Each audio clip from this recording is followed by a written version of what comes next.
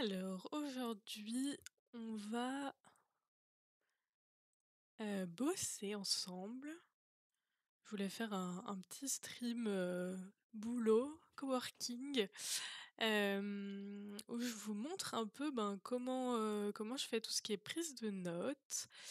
Ça fait très longtemps que j'ai pas pris le temps de faire ça et c'est une tâche que j'aime bien faire en vrai.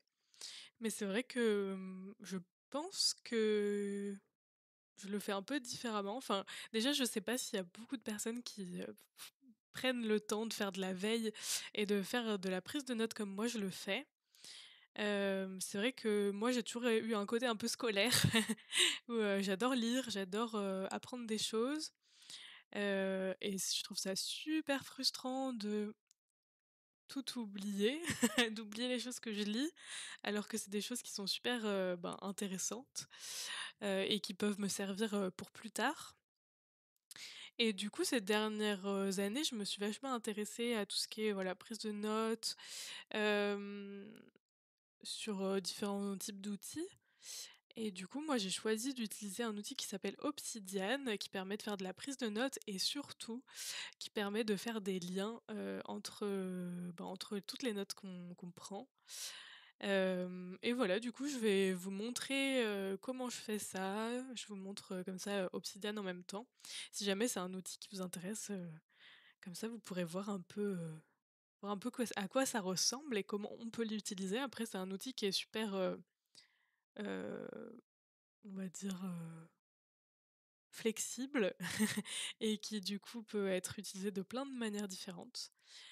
Mais voilà, c'est un peu le programme de l'après-midi. Je sais pas combien de temps on va faire ça, mais au moins une petite heure, on va dire au moins jusqu'à 15:00, 15:15. Comme ça va permettre bah, d'avancer sur ma veille, de me replonger un peu dedans parce que ça fait vraiment longtemps, plusieurs semaines. Et puis on verra. En tout cas, n'hésitez pas à me poser des questions, à interagir avec moi là-dessus. Et puis, ben, let's go, hein. C'est parti. C'est parti, allons-y. J'espère que c'est assez grand pour vous, que vous arrivez à lire. C'est peut-être un petit peu petit, je me rends pas trop compte. Je me rends pas trop compte de ce que ça donne. Bon, c'est mes débuts sur Twitch, alors, j'ai pas encore, j'ai pas encore tous les trucs de chat et tout sur, sur l'habillage, mais je créerai ça au fur et à mesure. Et du coup, on va s'y mettre. Moi, je vais m'afficher le chat quelque part quand même, pour pouvoir, le voir. Ah, mais je peux pas le faire ça? Ou alors je vais réduire la page.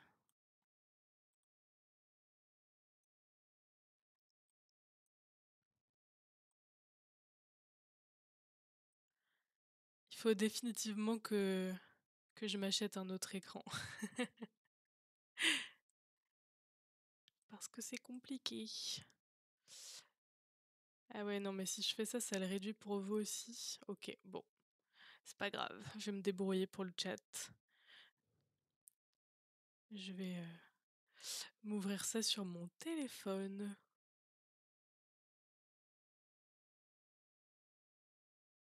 Hem, cool. OK, je peux regarder ça comme ça. C'est pratique, j'ai un mode, modérateur sur mon téléphone, je savais pas. OK, alors let's go. Let's go, let's go sur Obsidian. Alors voilà à quoi ressemble Obsidian. C'est vraiment, la vue de base. Donc, sur le côté là, il y a tous mes dossiers. Bon, c'est pas vraiment des dossiers à proprement parler, hein, mais en tout cas, c'est des catégories, on va dire. Et du coup, ben, j'ai toutes mes notes qui sont rangées dans ces catégories-là. Donc j'ai la première catégorie, c'est inbox. C'est toutes les notes qui sont en brouillon, qui sont pas terminées, les nouvelles notes.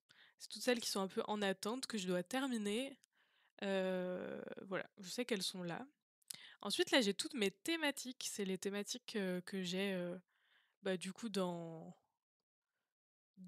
mon obsidian, parce que chaque note du coup va être, répertoriée, par rapport à ces thématiques-là.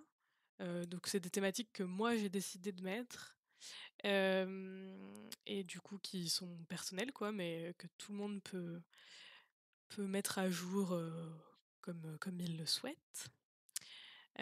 Donc ça, c'est la deuxième partie. Ensuite, j'ai les projets. Donc ça, c'est les notes qui vont évoluer, c'est pas des ressources, on va dire, c'est plutôt, quand j'ai besoin de réfléchir sur un sujet et de faire des liens entre mes notes et cetera. Ensuite, là, j'ai mes notes et du coup, là, c'est toutes les notes que j'ai prises. Il y en a beaucoup et oui, elles sont toutes rangées au même endroit. C'est totalement, volontaire parce que c'est pas comme ça que je vais les chercher. Bon, c'est une façon de les chercher, mais pas que. Ensuite, j'ai, mes modèles, donc ça, c'est les modèles de notes avec la structure, pour pas avoir besoin de le refaire à chaque fois. Les pièces jointes, c'est les photos.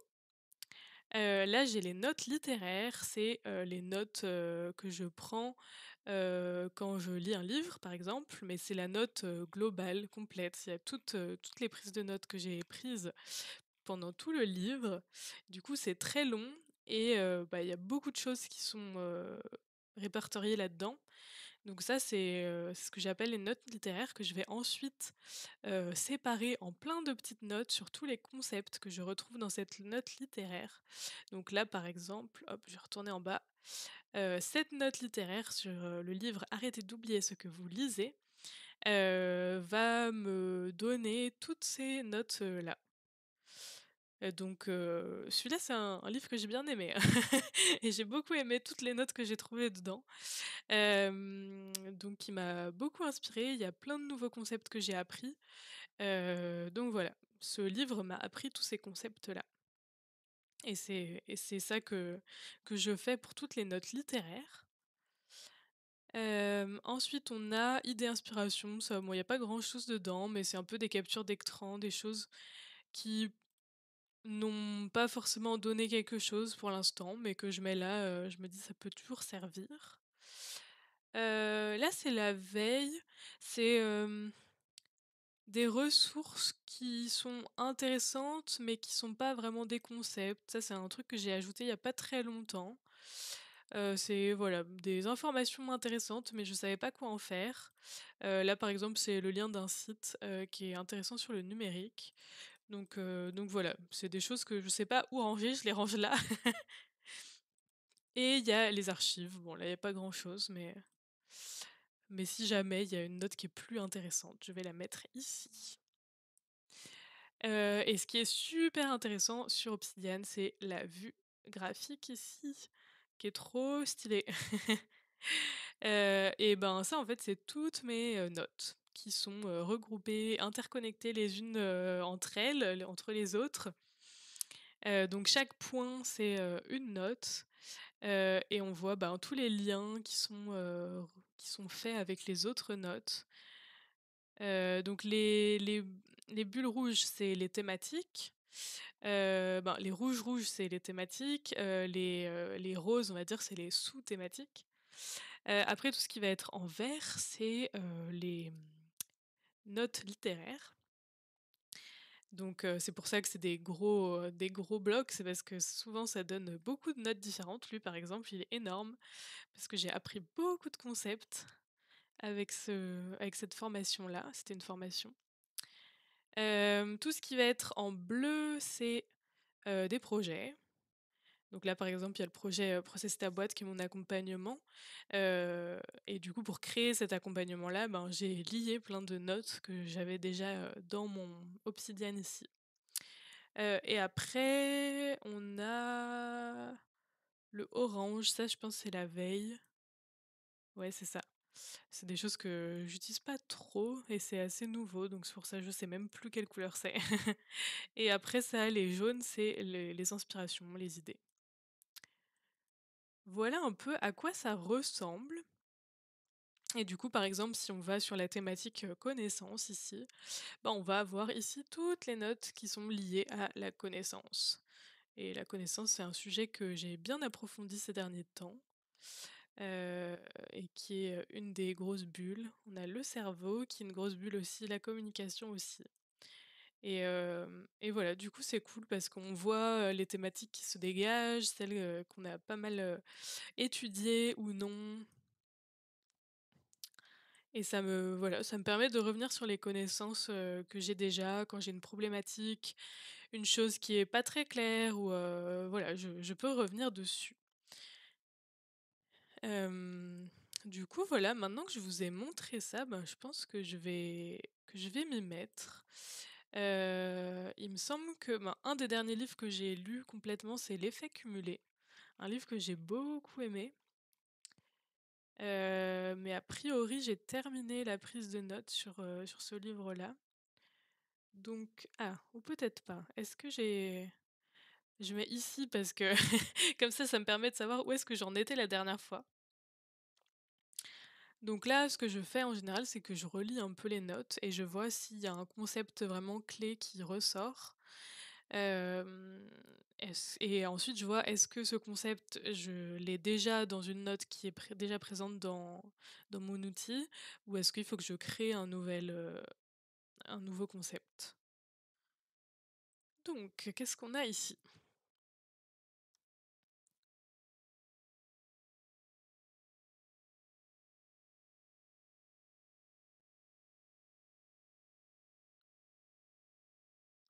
OK, donc là on parle, ben, des objectifs et du rythme et de comment atteindre, ces objectifs.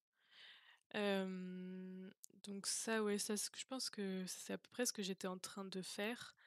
Hem, après il y a un peu l'aspect d'habitude aussi. Bonne pratique pour mettre en place voilà, trouver un rythme que l'on peut tenir sur le long terme, voire toute la vie. Ça, c'est ce qui est écrit là. Donc je pense que j'avais déjà bossé là-dessus.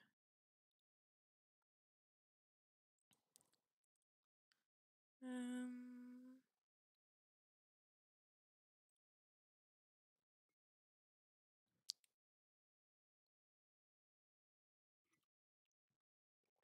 ouais, je pense que j'avais déjà bossé là-dessus. Du coup, c'était super intéressant ce livre, parce que on a pas mal parlé enfin, ça parlait pas mal du coup des objectifs et des habitudes, qu'on peut mettre en place, pour, atteindre ces objectifs-là et il parlait vraiment ben, l'effet cumulé, c'est le cumulatif de toutes les mini tâches qu'on peut faire au quotidien et qui petit à petit vont faire en sorte de nous propulser vers nos objectifs. Voilà, c'est ça qu'on peut voir.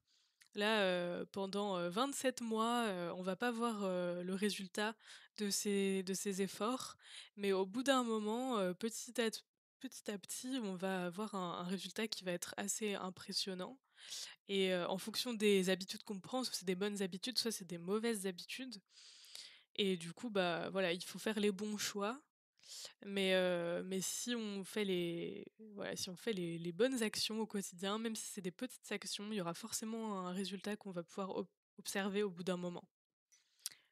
Voilà, c'est un peu, le gros résumé de ce livre, mais du coup, j'avais déjà pris mes notes sur tout ça. Hem,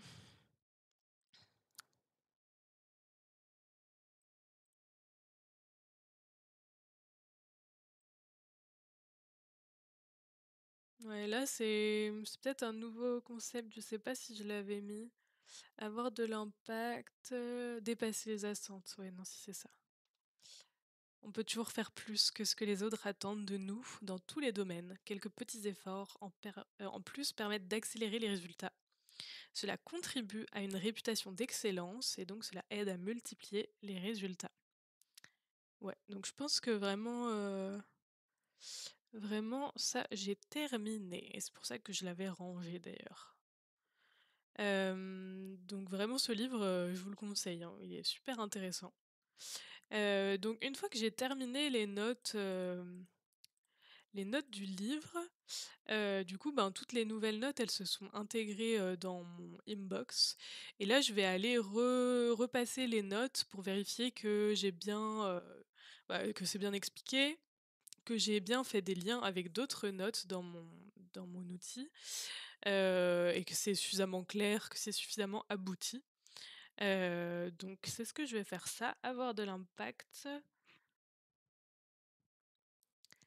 Ouais, ça c'est une vieille note, je sais pas pourquoi elle est ici. Donc talent, multiplié par le système, ça donne de l'impact. S'il y a pas de talent ou pas de système, ça ne donne rien. Donc c'est la combinaison des 2 qui est importante. Ouais, bon celui-là est bon, donc je vais le ranger dans les notes. La chance, ça il faudrait que je le développe un peu je pense. Voilà, dépasser les attentes. Celui-là, j'ai lié des notes déjà. Je pense que c'est à peu près pas mal. On peut toujours faire plus, voilà.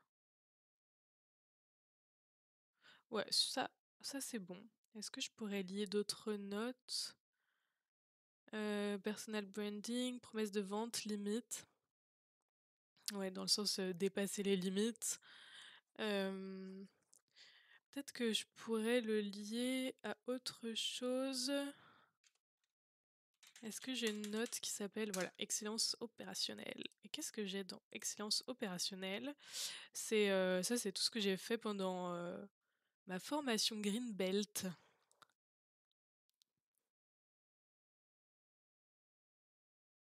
Où vraiment l'objectif c'est, ben, d'optimiser toute l'entreprise, de faire en sorte que, la satisfaction client elle soit meilleure, que les salariés aient une meilleure qualité de vie au travail et que, les actionnaires, aient aussi des bénéfices en termes d'argent.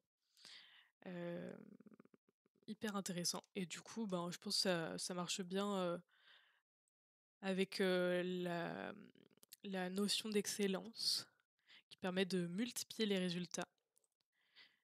C'est ouais, de l'excellence, mais aussi de la bonne intelligence parce que ça sert à rien, dans tout ce qui est lean, management, c'est beaucoup l'aspect de ça sert à rien d'être excellent partout. Il faut être excellent, là où le client a besoin de nous et là où voilà, où c'est assez, pratique pour nous, mais aussi, utile pour le client, quoi. Je pense que ouais, c'est pertinent d'ajouter ça ici et vous voyez là, on a le petit graphique qui est lié à cette note-là. Donc au final, quand on regarde dépasser les attentes, on peut trouver plein d'autres concepts qui sont liés, directement ou indirectement et ça, c'est intéressant. OK, donc cette note-là, on la range. Ensuite, la note de l'effet cumulé. Ouais, ça là, elle est pas terminée. Déjà ici, j'ai pas de thématique. Effet cumulé, je pense, c'est plutôt du mindset. En tout cas dans ma thématique, dans mes thématiques à moi. C'est là-dedans que je vais le ranger. Hop. Ça consiste à engranger d'immenses bénéfices à partir d'une série de choix minimes mais intelligents. J'en profite pour corriger les fautes. Ces petits changements apparemment anodins font une différence radicale. Nos choix peuvent soit nous rapprocher des objectifs que nous nous sommes fixés, soit nous propulser vers une dimension lointaine, très lointaine. Ce sont toutes ces petites disciplines qui s'avèrent payantes sur la durée. Ce sont ces efforts et cette préparation dont personne ne s'est aperçu qui aboutissent au grand triomphe. Les petits ruisseaux font les grandes rivières. Ouais, je trouve ça intéressant.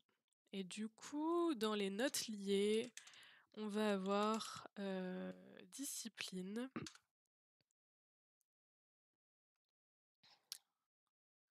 C'est ça qu'on a ici. Euh, les choix aussi. Faire le bon choix.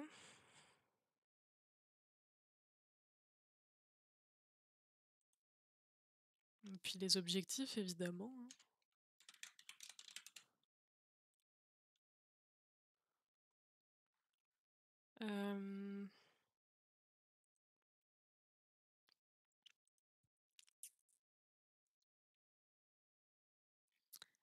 que j'ai quelque chose... Résultat? Non. Ok. Choix minime et intelligent plus constance plus temps égale différence radicale. Et qu'est-ce que je pourrais mettre là? Peut-être le temps? Non. Ouais, non, je pense que c'est déjà pas mal ce que j'ai mis là. Yes. Ok. Je pense que cette note, elle est terminée. En tout cas, ce concept de l'effet cumulé est vraiment, vraiment intéressant. Encore une fois, je vous conseille le livre. Ok, on range. Ensuite, qu'est-ce qu'on va avoir comme note? Le groupe de référence. Ça, c'est aussi une note qui est liée au livre de l'effet cumulé. Bon, c'est quelque chose que je connaissais déjà, mais il en parlait dans ce livre-là, donc je l'ai ajouté dans mes notes. Notre groupe de référence, c'est les personnes avec qui l'on passe le plus de temps, qui déterminent 95% de la réussite ou de l'échec. Nous devenons la moyenne des 5 personnes avec lesquelles nous passons le plus de temps.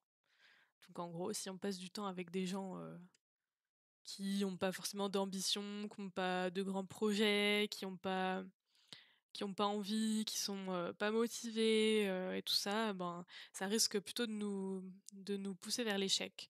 Alors que si on est avec des personnes qui sont motivées, qui ont plein de projets, qui sont ambitieux, qui sont voilà dans toute cette énergie là, ça va nous influencer et on va aussi avoir envie de se dépasser. Et du coup, ça va nous aider à aller atteindre nos objectifs. Du coup, dans les notes liées, je pense que je vais mettre objectif, évidemment. Je vais mettre l'effet cumulé parce que ça fait partie des choses minimes qu'on peut faire dans notre quotidien et qui vont avoir un impact sur nos objectifs. Euh, Là, j'ai pas d'exemple en particulier. J'ai cette catégorie-là d'exemples, mais ça marche pas forcément avec toutes les notes. Qu'est-ce que je pourrais mettre? Groupe de référence. Est-ce que j'ai un truc sur tout ce qui est réseautage? Euh, Ouais, tu vois, des conseils pour réseauter. Qu'est-ce que c'est cette note? Des conseils pour réseauter. Des bons humains, il y en a partout. Se poser les questions suivantes. Qu'est-ce qui te motive à réseauter? Comment veux-tu que les gens se souviennent de toi? Hmm, ouais, on peut quand même le mettre. Après, le groupe de référence, c'est vraiment les gens qui sont proches de nous, mais c'est vrai que le réseautage, ça permet d'améliorer aussi, enfin, et d'ajouter potentiellement des personnes dans ce groupe de référence. Moi, je vais quand même le mettre, parce que je trouve que c'est lié, le réseautage et le groupe de référence. Euh, ok. Je sais pas si j'ai d'autres choses à mettre ici. Là, comme ça, je pense pas à d'autres choses. Je pense que cette note, on peut la ranger. Ça, je vais la fermer. Ok. Ah oui, il y a cette note-là. La chance.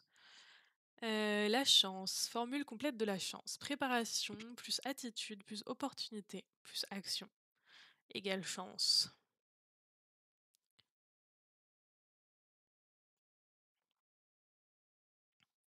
Qu'est-ce que je pourrais mettre en plus là? La chance n'est pas du hasard. Je vais mettre ça. Hop. Là, c'est pas. Voilà, c'est le livre. L'effet cumulé. Thématique. Alors là, la chance, c'est quoi comme thématique? Bon, ça va être du mindset aussi, hein. C'est pas très original, mais si on comprend que la chance, c'est pas du hasard, mais qu'on peut l'influencer, ben, forcément on a plus d'opportunités et plus de chances derrière.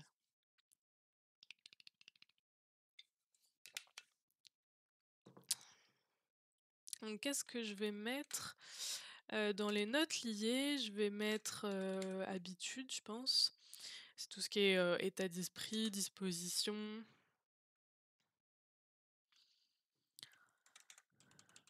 L'audace aussi peut-être.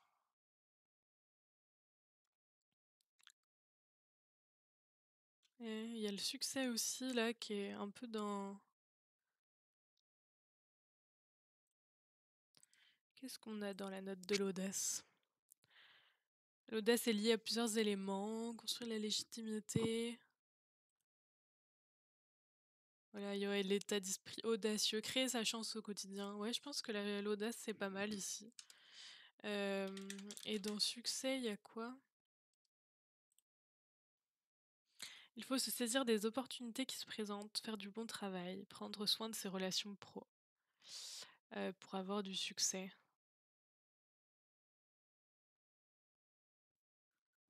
Ouais, je pense que ça marche aussi de mettre le succès ici. Bon, je l'ai déjà mis du coup, en tout cas pour moi. Hem, donc ça, c'est toujours pareil, c'est quelque chose que j'ai vu dans le livre L'effet cumulé. Préparation, hem,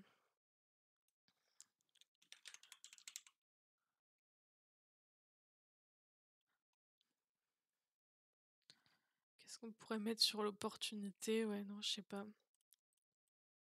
Hem, agir, tester des choses. Tester des choses est plus important que d'imaginer une stratégie qui fonctionne. Les déclics majeurs se vivent en expérimentant. Ouais, je pense qu'on peut mettre ça aussi par rapport à la dernière étape là, savoir saisir la chance, enfin les opportunités. Ok, je pense que c'est pas mal ça.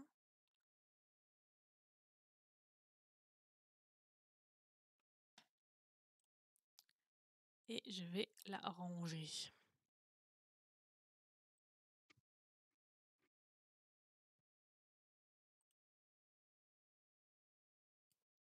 Ah oui, ça c'était dans l'effet cumulé aussi. Grand objectif audacieux et risqué. C'est le goal. Rien que d'y penser, ça donne des frissons. Le plus grand danger auquel la plupart d'entre nous doivent faire face n'est pas de viser trop haut et de manquer leur cible, mais de viser trop bas et de la toucher. J'aime bien cette phrase, je la connaissais pas. C'est pareil, elle était dans le livre. Hum. Audacieux, il y a forcément un X. Ah ouais. Donc là, dans les notes liées, on a objectif, enfin, on a audace forcément. Encore, on le retrouve. J'ai une note qui s'appelle peur. Qu'est-ce qu'il y a dedans déjà? Perception erronée d'une réalité.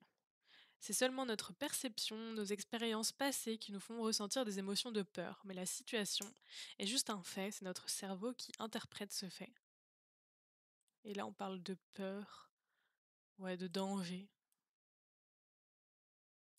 Ouais, mais si ça marche parce que. Ouais. Je pense qu'on peut parler de vision aussi quand on parle de grands objectifs comme ça. La vision est définie par l'équipe dirigeante, mais elle est indispensable que celle-ci soit ensuite déclinée dans les équipes opérationnelles de manière concrète. Cette vision est indispensable, elle sert de boussole pour que toutes les équipes aillent dans la même direction. Bon là c'est une vision dans le management, du coup dans les grandes entreprises, mais ça marche peu importe la taille de l'entreprise. C'est l'entrepreneur, et puis ça marche pour décliner dans les équipes opérationnelles, mais dans tous les cas, même quand on est tout seul, si on n'a pas de vision, bah, on ne sait pas quoi faire dans notre quotidien, quelles actions mener pour atteindre quoi? Du coup, vu qu'on n'a pas de vision. Donc ouais, ouais, je pense que c'est pas mal. OK.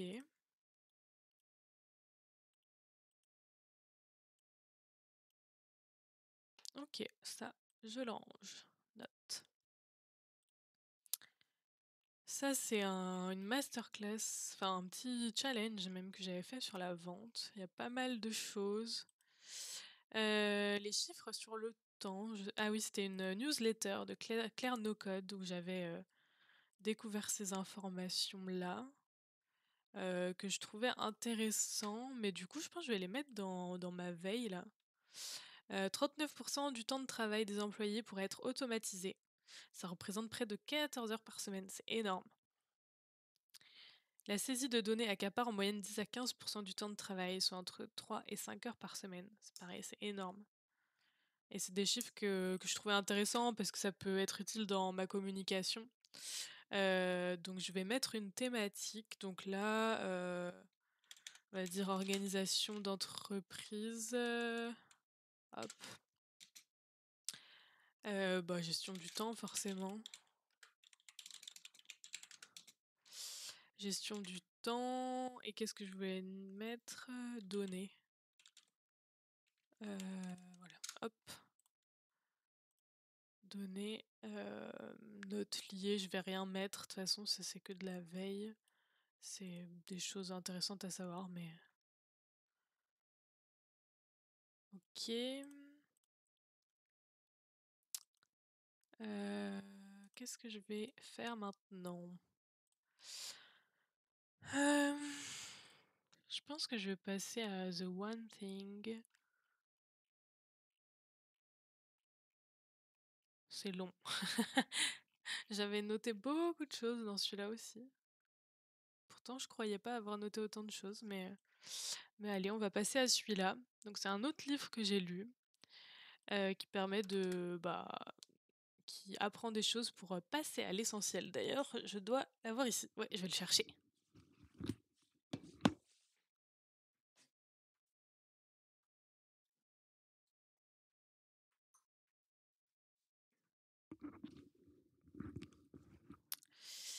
Et voilà ce petit livre,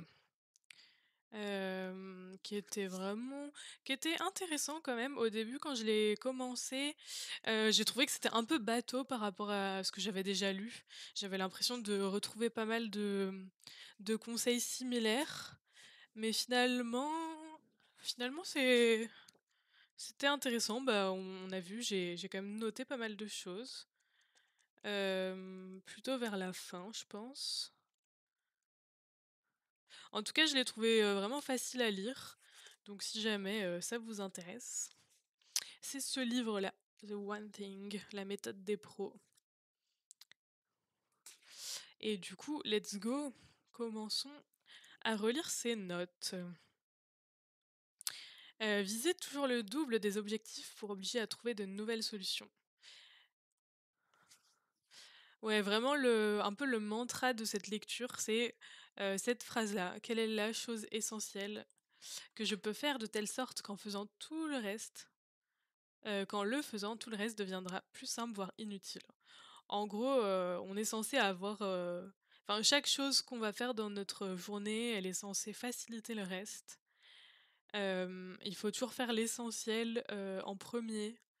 Hem et au moins, passer, 4 heures, par semaine à faire cet essentiel-là, et pas le reste.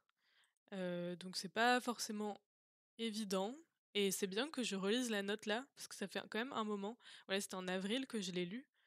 Hem, donc j'avais déjà un peu oublié tout ça et c'est pas mal de d'y revenir régulièrement parce que c'était quand même un principe qui était intéressant et quand j'avais lu le livre au début, bah, le matin, je me posais cette question-là, «C'est quoi la chose essentielle, que je peux faire?» Et c'est vrai que de se poser la question, ça permet d'enlever un peu plus les automatismes qu'on a dans nos habitudes, hem et de faire vraiment les choses qui sont, importantes pour nous, aujourd'hui. Donc c'est intéressant. Hem, alors, on va créer une nouvelle note.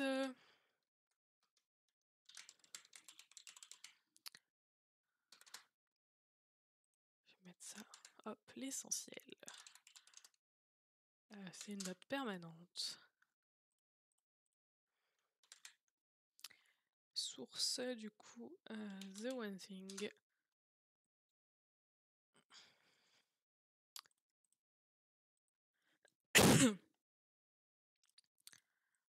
Ok. Donc ça, c'est vraiment la chose qu'il faut retenir du livre, en gros.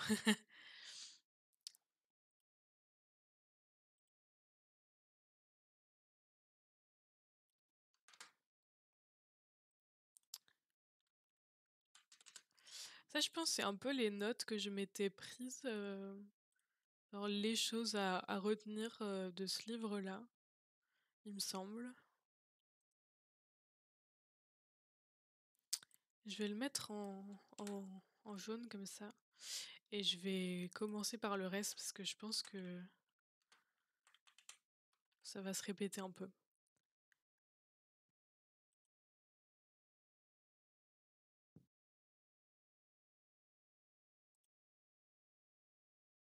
Ouais, le succès, il se construit de manière séquentielle.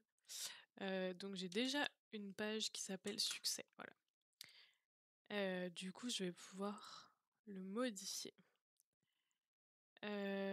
Donc source, ça venait d'une story Insta, ce que j'avais mis à la base. Mais je vais mettre une autre source du coup. Hop.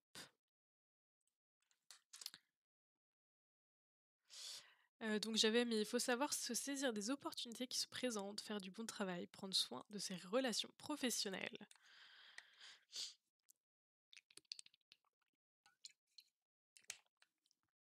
Et du coup, je vais rajouter les nouvelles infos que j'ai vues là. Hem,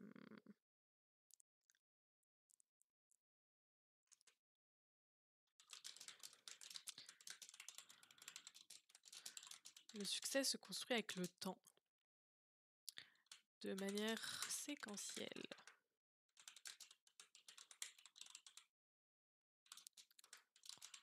Une chose à la fois. OK. Personne ne s'invente tout seul. Une passion mène à apprendre une compétence liée à lui consacrer du temps. Un temps disproportionné. Ouais, souvent quand on a une passion, on va faire que ça pendant 1000 ans. De meilleurs résultats mènent souvent à un plaisir accru. C'est un cercle vertueux qui peut conduire à des résultats extraordinaires. C'est intéressant ça sur la passion. Je sais pas si j'ai déjà une note sur la passion, je pense pas. Je vais la créer. Passion.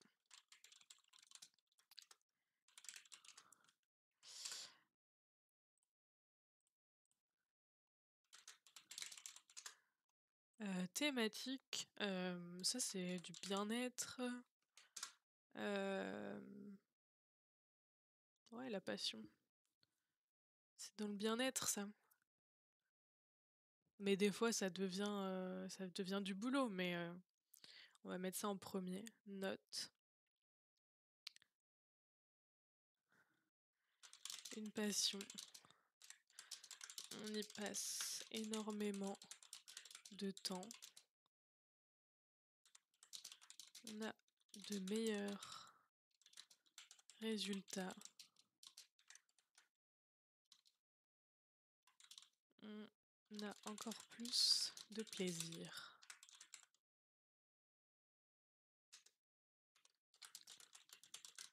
Cercle vertueux.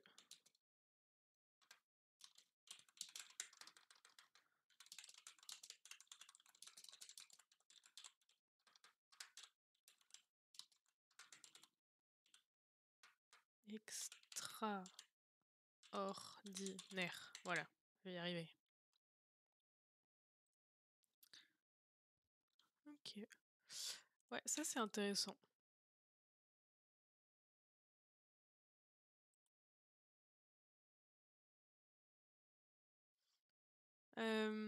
Du coup, là, j'ai créé cette nouvelle note.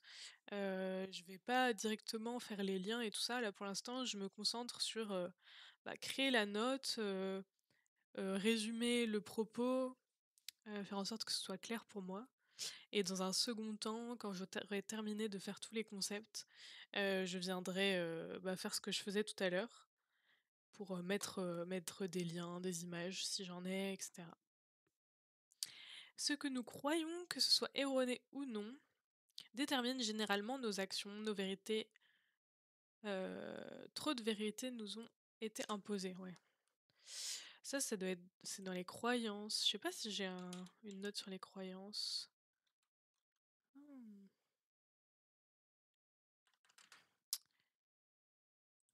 Mmh.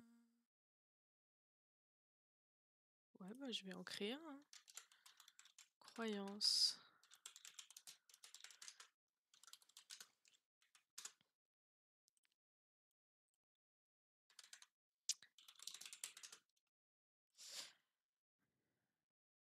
Et du coup, ce que nous croyons, que ce soit vrai ou non, détermine nos actions. Hem,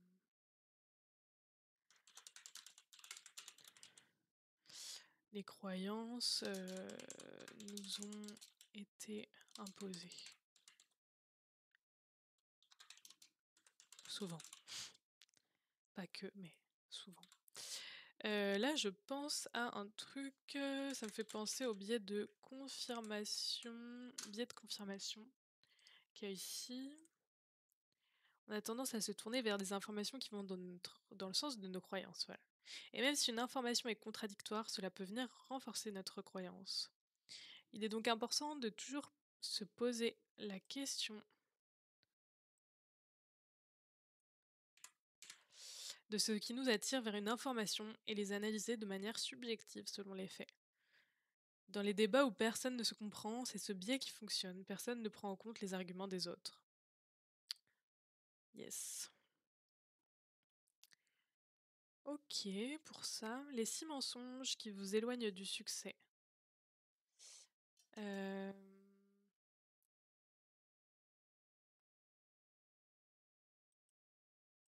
Ok. En fait, les notes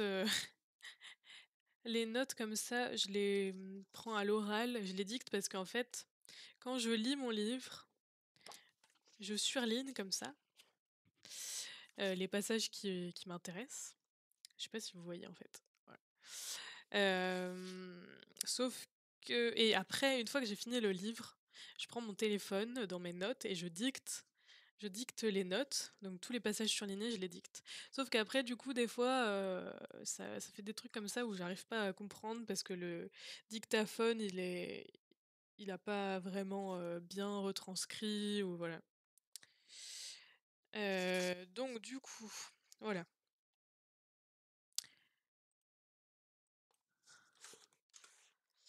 Tout a la même importance. Être multitâche. Ouais, en fait, j'avais dit, voilà, 4 et 5 et 6. Voilà.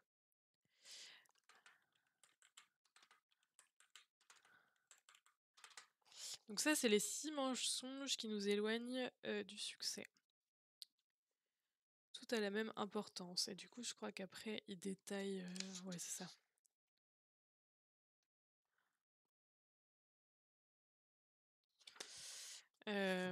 Je pense que du coup, je vais aller là. Je sais pas pourquoi là, voilà, je vais mettre succès, voilà, en titre.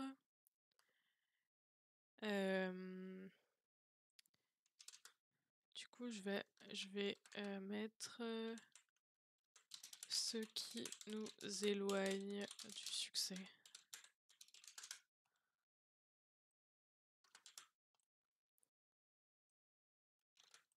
Hop.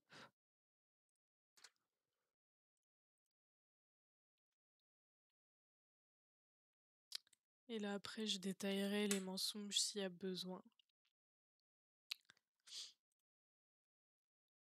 Ok. L'égalité est un mensonge. Bah, ça me paraît logique. Nos priorités deviennent affaires de réflexe plutôt que de réflexion.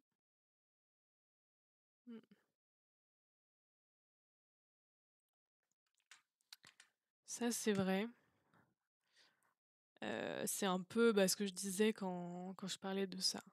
C'est que de se poser la question, ça permet de se recentrer sur vraiment ce qui est, hyper important plutôt que de l'habitude, quoi. Je vais faire ça. Se poser cette question permet de nous recentrer sur ce qui compte vraiment. Activité ne signifie pas forcément, productivité. Être affairé n'est pas toujours une bonne affaire. Et ouais, là je pense que j'ai une fiche productivité. Ouais, productivité individuelle. La gestion de notre réserve d'attention personnelle. C'est faire plus de choses qui nous rapprochent de nos objectifs, mais aussi moins de ce qui nous en éloigne. Mmh. Mais ouais, là, je vais ajouter cette source-là. Hem, The One Thing, et du coup, je vais ajouter ici, être actif. Être actif, pas égal à être productif.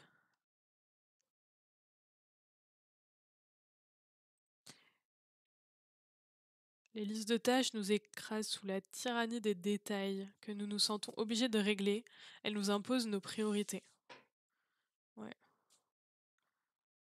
Hem,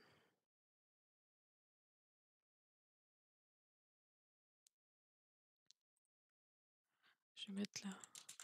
Se concentrer sur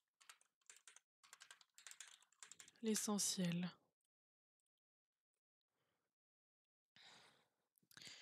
Ouais, faire moins à la fois, mais plus dans l'ensemble.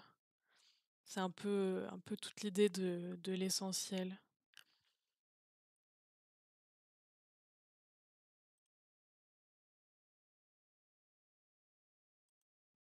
Les choses les plus importantes ne sont pas toujours les plus insistantes. C'est intéressant ça. Parce que souvent, si quelqu'un, par exemple, nous relance, 40 fois, on va avoir tendance à répondre, à sa demande alors qu'on a sûrement des choses plus importantes à faire à côté. Je sais pas si j'ai une note sur la priorité. Ouais, non.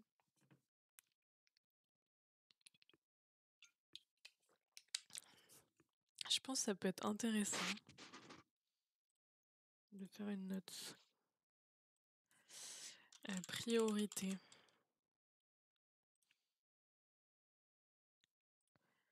Je vais l'ajouter. Hop, priorité. Et du coup, là,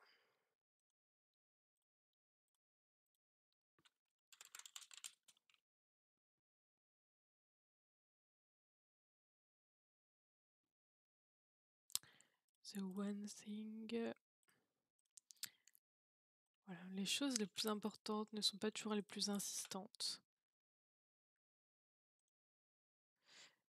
Ceux qui réussissent, donc ça c'est plutôt, lié au succès et pas tant à la priorité en elle-même.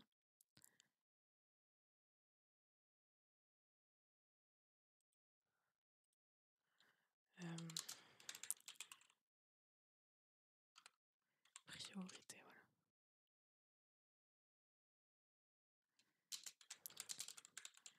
Ceux qui réussissent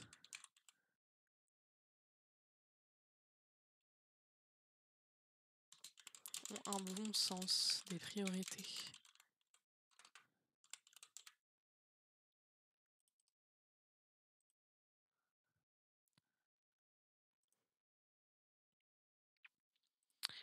Au lieu d'une liste de tâches, vous avez besoin d'une liste de succès, une liste créée expressément pour obtenir des résultats extraordinaires. Ouais. Une liste de succès est courte, vers une direction spécifique et elle a une directive organisée. Ok, c'est peut-être intéressant quand même d'ajouter cette tâche, la liste de succès. Liste de succès. Ça, c'est un concept que j'avais pas vu ailleurs qu'ici, en fait. Et c'est vrai que bah, ça peut toujours être intéressant. Ça fait partie des choses que je peux proposer à des clients, par exemple, de créer une liste de succès dans tout ce qui est dans leur organisation, quoi. Leur proposer de créer cette liste-là, peut-être que ça va plus parler à quelqu'un plutôt qu'une to-do list, par exemple. Hem, donc ouais, je vais ajouter cette note. Heu, d'ailleurs, c'est un outil, voilà.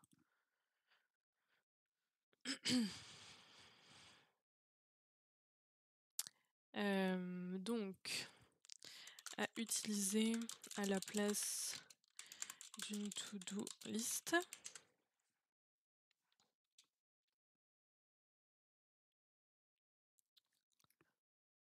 Au lieu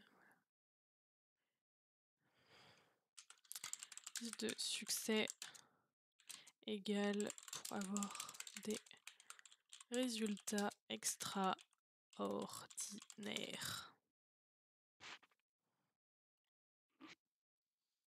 Elle est courte, spécifique, directive organisée.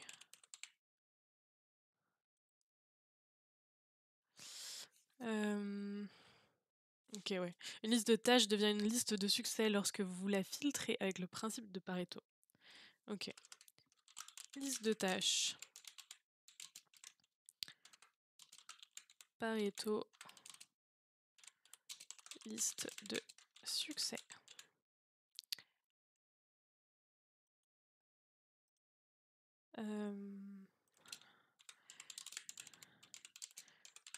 On extrait 20%, puis 20% jusqu'à atteindre l'essentiel. Égale liste de succès. Et du coup, je vais remettre le lien avec l'essentiel ici. Pareto, je pense que... Voilà. Est-ce que j'ai un truc sur les tâches? Ouais. Tant que j'y pense, je le mets. Ce n'est pas une... ah oui, ça c'est par rapport à Pareto. Qu'est-ce que j'avais sur Pareto? Est-ce que je peux compléter? Seulement 20% des efforts donnent 80% des résultats. La majorité d'un problème intervient dans une minorité de cas précis.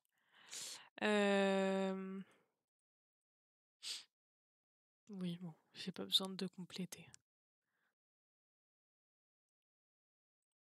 Faire le plus important, c'est toujours le plus important à faire.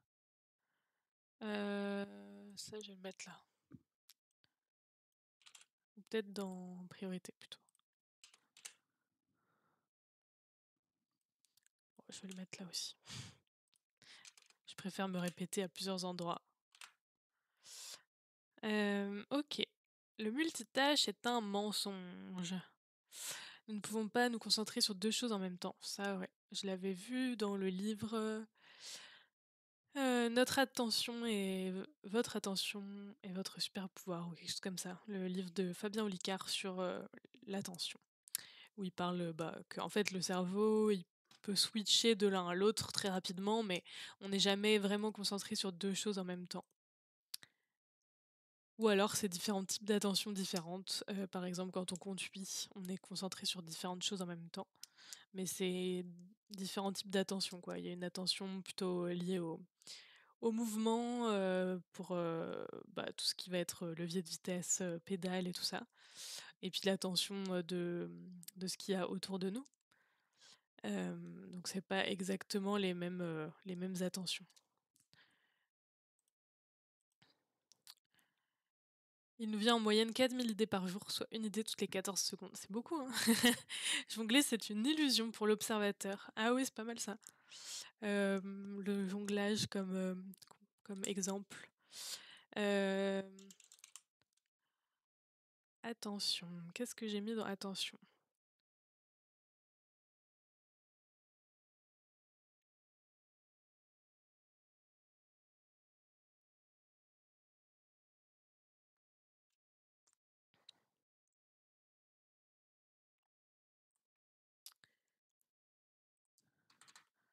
Je vais un peu mettre en forme les notes parce que là, il y a trop de choses, on s'y retrouve pas.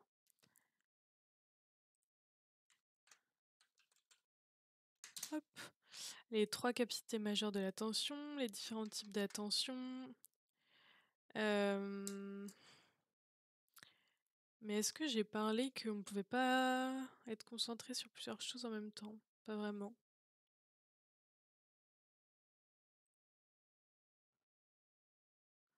Mais j'ai quand même envie d'utiliser l'exemple ici. Jongler, c'est une illusion pour l'observateur détaché. Un jongleur jongle avec 3 balles, en réalité, il attrape et lance chaque balle indépendamment, en succession rapide. C'est ce que les chercheurs appellent le changement de tâche. Ouais. Hem,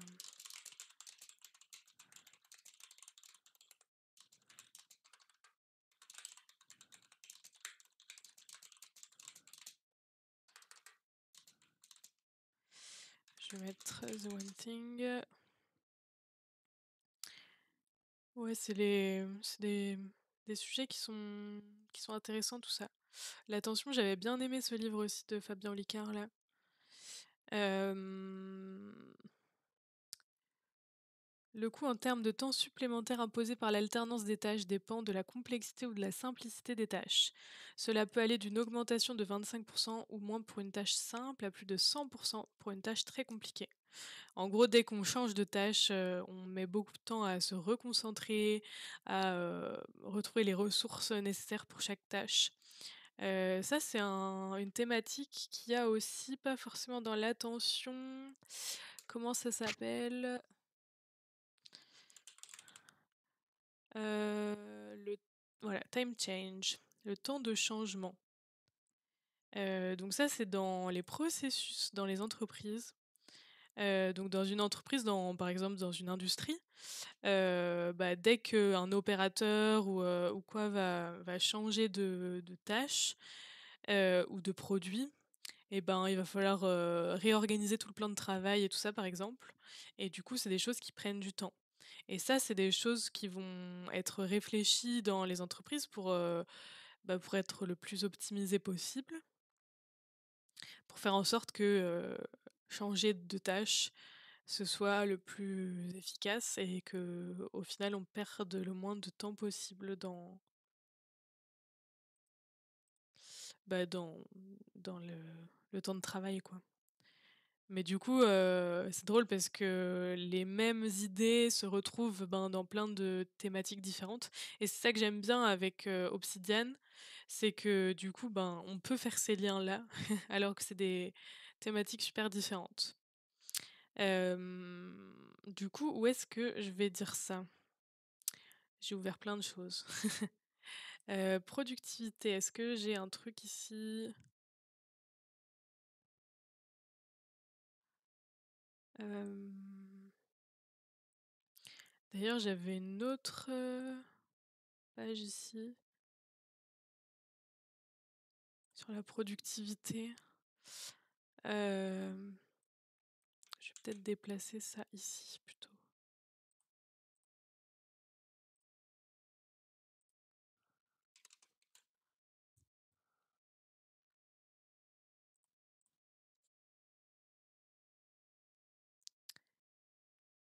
OK, donc ça, on s'en fiche.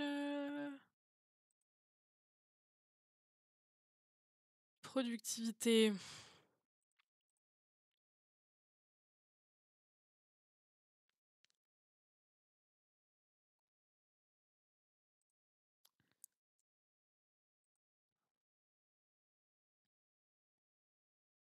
Ouais, le changement de tâche, c'est ça. Bah ça, je vais le mettre là aussi, hein. Le temps nécessaire pour passer d'une activité à une autre, c'est du temps non productif. Réduire le temps de changement permet d'être plus flexible et plus stable. Je vais mettre, c'est une notion qui existe aussi dans l'organisation personnelle. Où est-ce que peut-être c'est organisation, ouais. Organisation personnelle et pas que dans les grandes entreprises.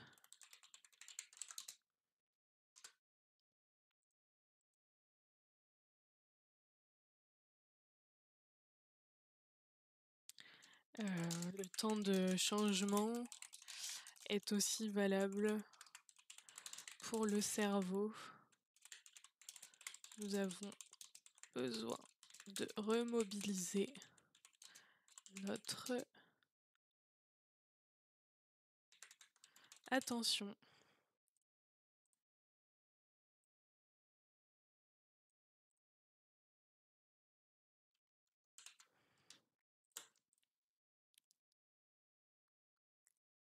OK. Et du coup, dans productivité, je peux prendre ici, je peux écrire, prendre en compte le temps de changement.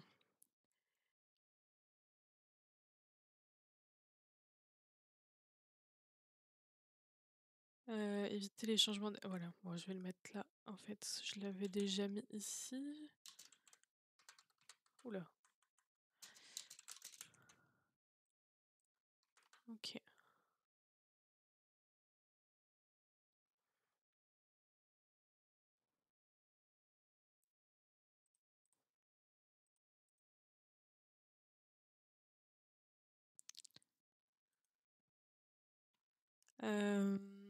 Et du coup, ici, je vais mettre, CFE, the one thing. OK. Votre cerveau a une capacité limitée. Plus vous passez de temps sur une autre tâche, moins vous aurez de temps, de reprendre la première.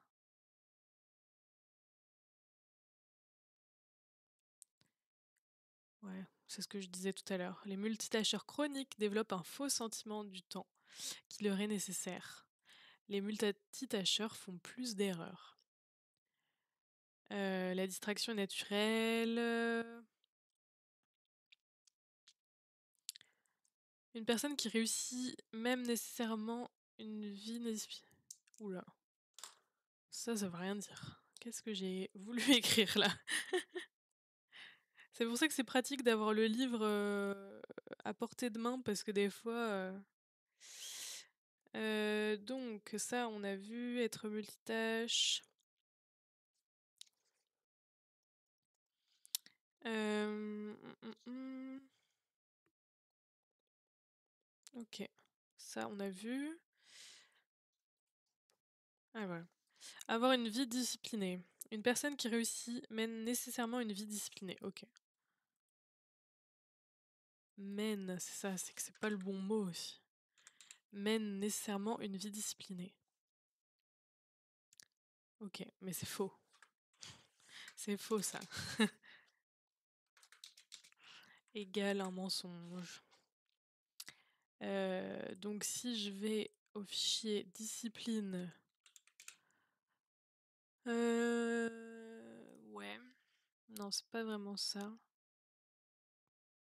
Bah si, du coup, on va parler de discipline. Donc se discipliner, c'est se former à agir d'une façon spécifique. L'habitude, c'est quelque chose, OK, qu'on fait sans avoir besoin d'y réfléchir. La première, si on continue assez longtemps, mène à la deuxième, ouais. Donc la discipline, c'est quelque chose qu'on met en place au démarrage quand on se force à faire quelque chose, mais parce que c'est le début, quand on veut mettre en place une nouvelle habitude, on est obligé de se forcer un peu. Par exemple, quand on commence le sport, ben, on se force parce qu'on n'a pas l'habitude, on n'a pas envie, notre cerveau, il veut nous empêcher de nous faire du mal, par exemple. Hem, du coup, au début, on va se discipliner, on va se forcer, et ensuite, ça va devenir une habitude parce que, ben, on va avoir, mis en place, assez longtemps, cette discipline, quoi, et après ça commence à devenir, évident, facile, on va même plus y réfléchir.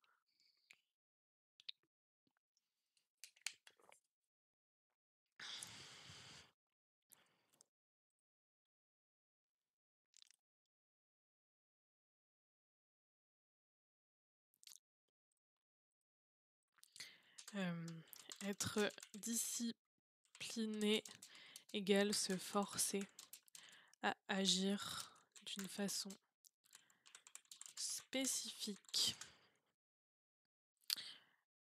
Donc là, je vais ajouter la source. Hop.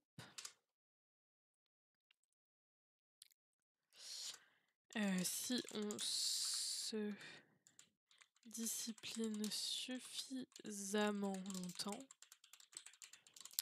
ça devient une habitude.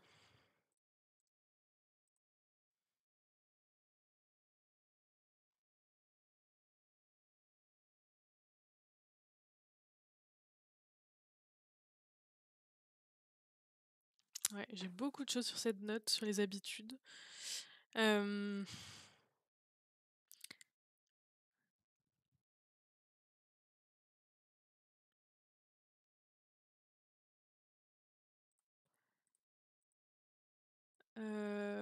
ouais, je voudrais mettre quand même, au début, on est obligé de se forcer. Ensuite, l'habitude devient évidente.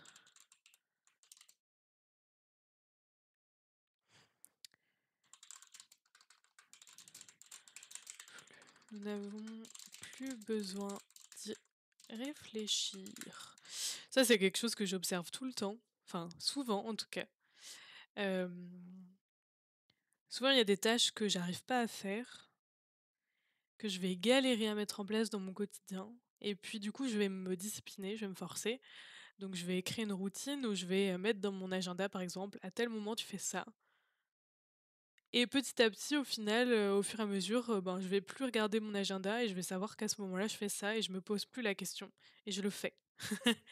Pareil, il y a plein de moments où je me suis créé des checklists, en mode: «OK, pour faire cette tâche-là, il faut que tu fasses d'abord cette étape, puis cette étape, puis cette étape». C'est des choses que j'étais obligée de faire parce que sinon j'y arrivais pas, et à force de le faire pendant quelques semaines, et ben, finalement après j'ai plus besoin de la checklist parce que c'est devenu évident. Donc ça c'est vraiment vrai. Ça fonctionne vraiment. Du coup là, je vais mettre, discipline externe, voilà.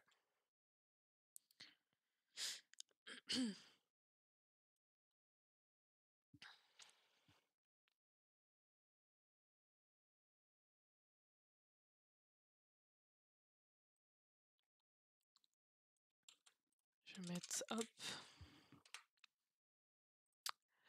Hem, il serait insupportable de conserver une discipline constante. Pour réussir, il suffit de faire les bons choix et non de tout faire parfaitement. La difficulté, c'est qu'il faut comprendre quelle habitude vous mènera au succès. Ouais, c'est pas évident. Quand on fait ce qu'il faut, on n'est plus obligé de tout surveiller. L'habitude qu'on prend devient de plus en plus simple à appliquer, ouais. Il faut une moyenne de 66 jours pour acquérir une nouvelle habitude. Si vous conservez votre discipline assez longtemps pour qu'elle devienne une habitude,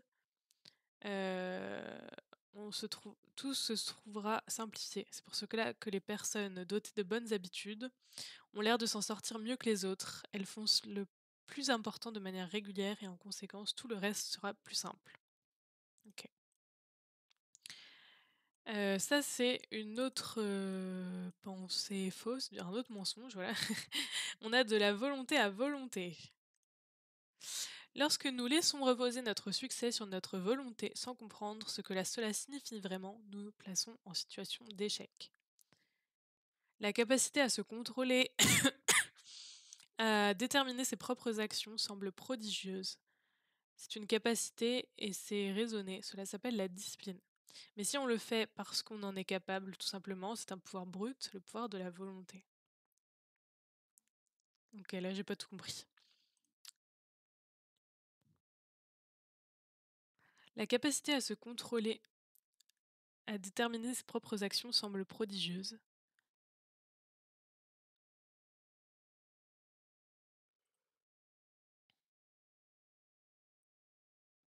OK, là je vais ressortir le livre. J'ai pas compris.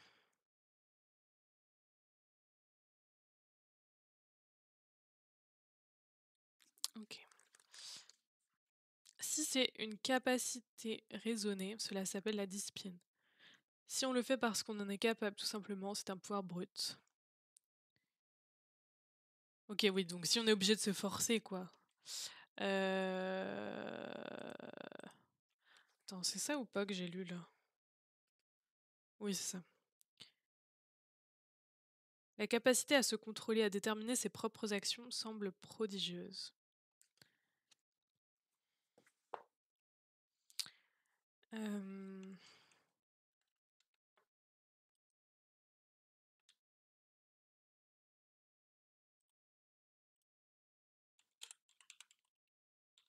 non, j'ai pas volonté. Je pense que je vais la créer. Est-ce que je vais créer une nouvelle note? Ouais, je pense. Hem,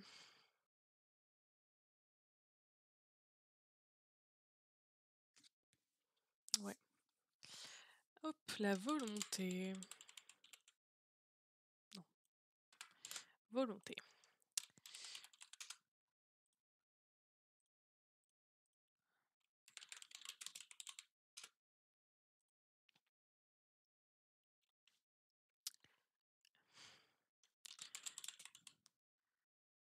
Quand on fait une chose juste parce qu'on en est capable.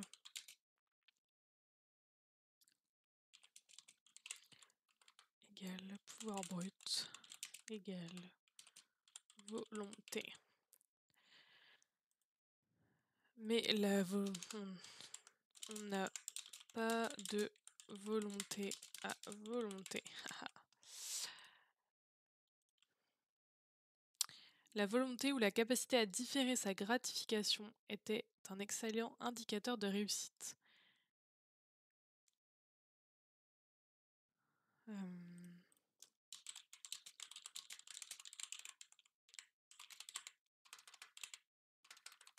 renouvelable, voilà.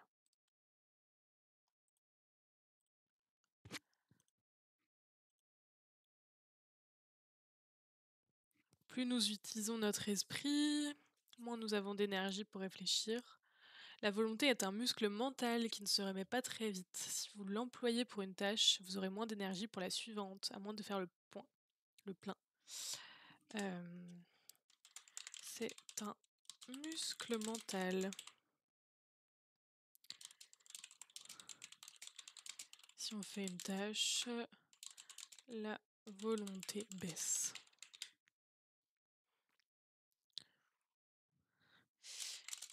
Et nous devons ensuite ravitailler notre esprit.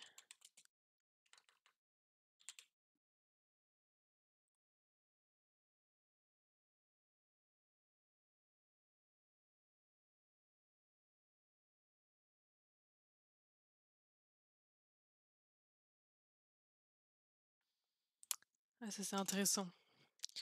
Quand on n'a plus de volonté, on retombe sur les réglages de base par défaut.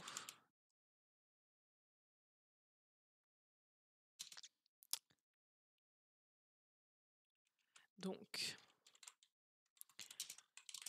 il faut faire ce qui a le plus d'importance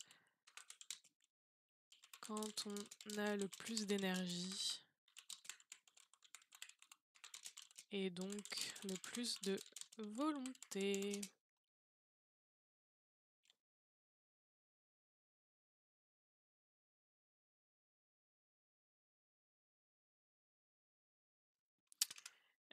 Ce qui fatigue la volonté.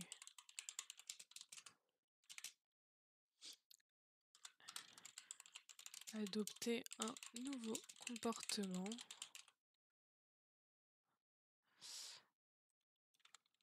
Je vais copier-coller. Filtrer les distractions, résister à la tentation, réprimer ses émotions, retenir son agressivité, retenir ses impulsions, passer des épreuves, essayer d'impressionner autrui, faire face à la peur, faire quelque chose qu'on n'aime pas, choisir le long terme plutôt que le court terme. Donc si vous voulez jouer la journée la plus productive possible, faites le plus important, l'essentiel le plus tôt. Ne vous battez pas contre votre volonté, organisez votre journée selon les flux de votre volonté et laissez-la contribuer à votre succès. Pas mal ça.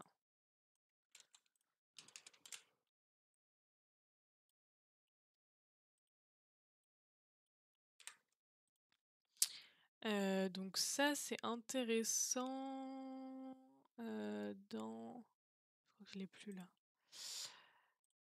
Ah voilà, la productivité. Hem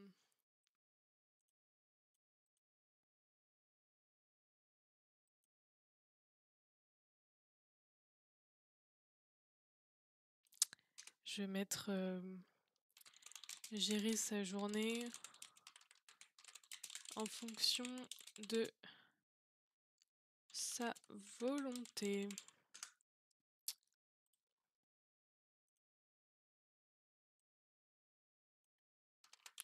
Et là, je vais mettre, hop, succès.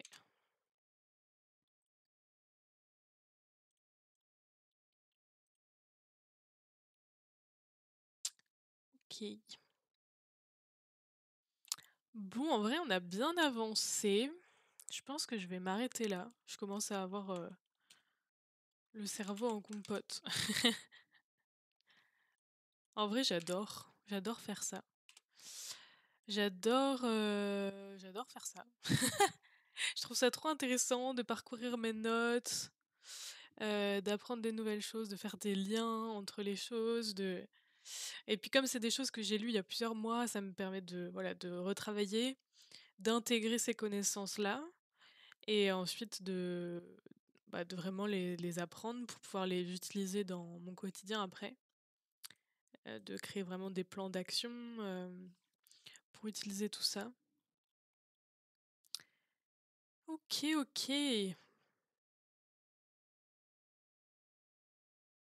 Oups, je me suis trompée de scène.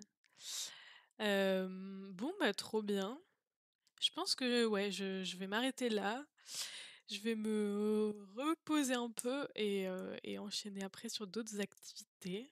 J'espère que ça vous a intéressé de voir un peu, ben, tout comment je gère mes notes, de voir aussi les thématiques qui m'intéressent. J'espère que vous avez appris des choses. Pour ceux qui ont regardé sur YouTube, n'hésitez pas à mettre des petits commentaires sur, les choses que vous avez apprises aujourd'hui. Et dites-moi si ça vous a plu, peut-être que je referai des formats similaires, pour des prochaines fois. Bon après, mais on se dit à bientôt. Salut!